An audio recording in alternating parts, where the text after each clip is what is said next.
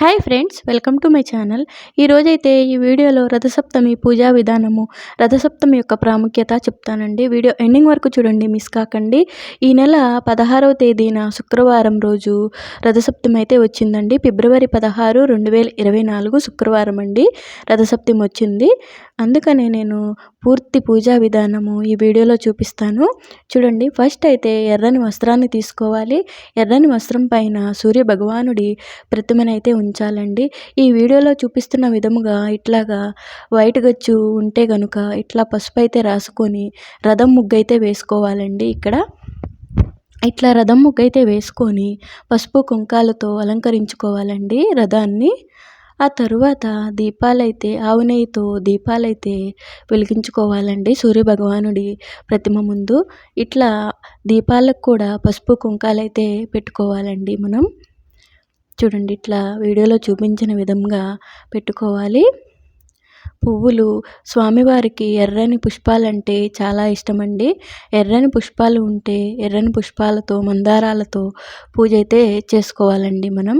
సూర్యభగవానుడి పూజ చూడండి, ఇట్లా అలంకరించుకోవాలి. మొత్తం రథాన్ని, దీపాలని, స్వామివారిని అంతా ఇలా అలంకరించుకోవాలండి. ఇట్లా పెట్టుకోవాలి. చూడండి, ఇట్లా నేను వీడియోలో చూపించిన విధంగా ఇట్లా అయితే చేసుకోవాలి. చూడండి, చూస్తున్నారు కదా. మనకి ప్రతిమ ఉంటే ఓకే అండి. ప్రతిమ లేకపోతే తులసి చెట్టు దగ్గరైనా మనం ఈ పూజ అయితే చేసుకోవచ్చండి. లేదంటే సూర్యకిరణాలు పడే దగ్గరైనా సూర్య భగవానుడి పూజ అయితే చేసుకోవచ్చండి. సూర్య భగవానుడికి చిక్కుడు పువ్వులు కానీ చిక్కుడు కాయలు కానీ ఎంతో ఇష్టమండి. అందుకని చిక్కుడు కాయలతో రథాన్ని అయితే తయారు చేసుకోవాలండి. 7 చిక్కుడుకాయలు తీసుకొని ఈ వీడియోలో చూపించిన విధంగా రథాన్ని అయితే తయారు చేసుకోవాలి. స్వామివారికి 7 అంకె చాలా ఇష్టం కదండి. ఆయన అశ్వాలు 7 ఉంటాయి. అందుకనే మనం 7 చిక్కుడుకాయలు అయితే తీసుకొని ఈ విధంగా రథాన్ని అయితే తయారు చేసుకోవాలండి.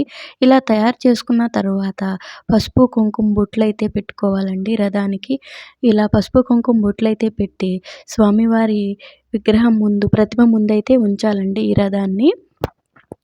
ముందుగా రథసప్తమి ఈ సంవత్సరంలో ఎప్పుడు వచ్చింది, డేటు, ప్రాముఖ్యత అన్నీ వివరిస్తానండి. రథసప్తమి అయితే శుక్రవారం ఫిబ్రవరి 16వ తేదీన అయితే వచ్చిందండి. రథసప్తమి పండుగ సూర్య భగవానుడికి అంకితం అండి. సూర్య భగవానుడి పుట్టినరోజునే రథసప్తమి అని అంటారు. ఈ పండుగ మాఘమాసంలో శుక్లపక్షంలో సప్తమి తిథి నాడు వస్తుందండి. దీనిని రథసప్తమి లేదా మాఘసప్తమి అని కూడా అంటారండి. రథసప్తమి తేదీ శుక్రవారం ఫిబ్రవరి 16, 2024 అండి. రథసప్తమి నాడు స్నాన ముహూర్తం అండి. ఉదయం 5:22 నుండి 7:06 వరకు ఈ టైంలో రథసప్తమి స్నానం అయితే చేసుకోవచ్చండి. ఇంకా రథసప్తమి ప్రాముఖ్యత గురించి అయితే తెలుసుకుందామండి. హిందూ మతం ప్రకారం సూర్య భగవానుడి జన్మదినోత్సవంని పరిగణించబడే రథసప్తమి రోజున సూర్య భగవానుడు ప్రపంచం మొత్తాన్ని జ్ఞానోదయం చేయడం ప్రారంభించాడని నమ్ముతారండి. అందుకే ఈ రోజును సూర్య జయంతి అని కూడా అంటారండి. రథసప్తమి నాడు సూర్య భగవానుడిని ఆరాధించడం ద్వారా తెలిసి తెలియక చేసిన 7 రకాల పాపాలు శరీరం, మనస్సు, ప్రస్తుత జన్మలో మరియు పూర్వ జన్మలో చేసిన పాపాలు తొలగిపోతాయని నమ్ముతారండి. ఇప్పుడైతే సూర్య భగవానుడి పూజా విధానం అయితే తెలుసుకుందామండి. పూజ గది శుభ్రం చేసుకొని పద్మ ముగ్గు వేసుకోవాలండి. లేదంటే రథం ముగ్గు అయినా వేసుకోవాలి. ఎరుపు రంగు వస్త్రం పైన సూర్య భగవానుడి ప్రతిమని ఉంచాలండి. కుంకుమ బొట్టు పెట్టుకోవాలండి. సూర్య భగవానుడికి ప్రతిమకి కుంకుమ బొట్టు అయితే పెట్టాలి. ఎరుపు రంగు పువ్వులంటే స్వామివారికి ఎంతో ఇష్టము. మందార పువ్వులు, ఆ పువ్వులతో కానీ చిక్కుడు పువ్వులతో కానీ స్వామివారికి అలంకరించాలండి. తులసి మొక్క దగ్గరైనా మనం పూజ అయితే చేసుకోవచ్చండి. తులసి మొక్క లేనివారు సూర్యకిరణాలు పడే ఎండగా ఉండే ప్రదేశంలో కూడా సూర్య భగవానుడి పూజ అయితే చేసుకోవచ్చండి.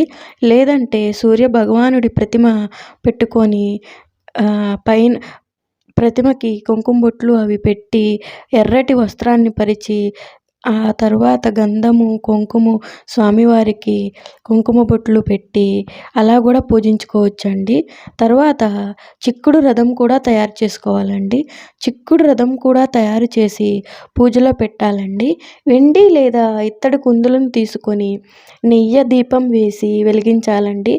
ఆవు పేడతో చేసిన పిడకలను తీసుకొని అవి వెలిగించి దాని మీద ఇత్తడి ప్రతిమను ఉంచి ఆవు పాలు పోసి అందులో కొత్త బియ్యం వేసి బెల్లంతో పరమాన్నం అయితే వండాలండి. ఈ పరమాన్నాన్ని చిక్కుడు ఆకులలో పెట్టి సూర్యుడికి నైవేద్యంగా పెట్టుకోవాలి. ముందుగా గణపతి పూజ చేయాలండి. తరువాత సూర్య పూజ చేయాలి. 7 చిక్కుడు ఆకులను తీసుకొని అందులో పరమాన్నం, చలిమిడి, వడపప్పు, రేగ్గాయలు ఇలా ఏవి ఉంటే అవి పెట్టాలండి. ఈరోజు ఆదిత్య హృదయం చదివితే చాలా మంచిదండి. ఇవన్నీ 7 ఆకులలో ఈ ప్రసాదం అంతా పెట్టి తరువాత హారతి ఇవ్వాలండి. హారతి ఇచ్చిన తరువాత సూర్య భగవానుడి మంత్రాన్ని అయితే చదువుకోవాలండి. మంత్రం అయితే ఇప్పుడు చెప్తాను, జాగ్రత్తగా వినండి. ఓం హ్రీం సూర్యాయ నమః. ఓం హ్రీం సూర్యాయ నమః. ఓం హ్రీం సూర్యాయ నమః అని మంత్రాన్ని అయితే చదువుకోవాలండి. పూజ అయితే సమాప్తమైందండి. ఈ వీడియోలో చూపించిన విధముగా పూజ అయితే చేసుకోవాలండి. సూర్య భగవానుడి పూజ చూడండి, ఇట్లా అయితే చేసుకోవాలి. మీకు వీడియో నచ్చితే లైక్ చేయండి, షేర్ చేయండి, కామెంట్ చేయండి.